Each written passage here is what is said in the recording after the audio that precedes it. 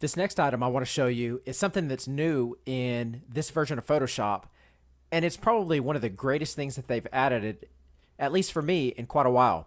I can't tell you how many times I've been working on a project and I see a font online that I need to use, and I have to go through all of my fonts and try to match it up the best that I can.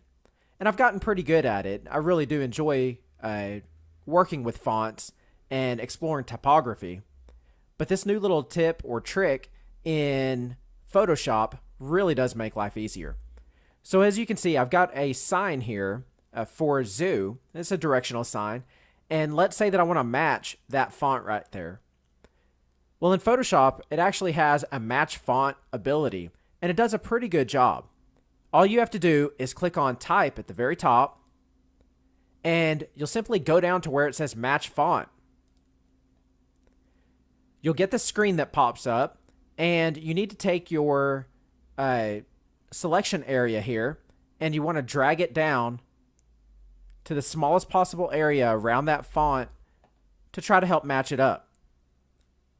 And you'll see that as I do that, Photoshop's going to go through and it's going to start saying, okay, well, I think that font could be one of these. Would that work?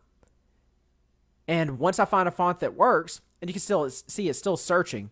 And in fact, I want to show you this check down here. Again, if you have Typekit on, which means that you have to pay for the Adobe Creative Cloud, if you have that turned on, it's actually going to search your Typekit as well. So once I find the one, or the font rather, that I like, I simply click on it, and now it's going to change my font up here at the top. I can hit OK, and I can now go to my font, and I can start typing. And at that point, I can determine, is that really the right font, or do I need to keep looking for something different? But this really is going to be an amazing time saver when you're trying to make sure that your fonts match up, or at least they're as close as they possibly can be.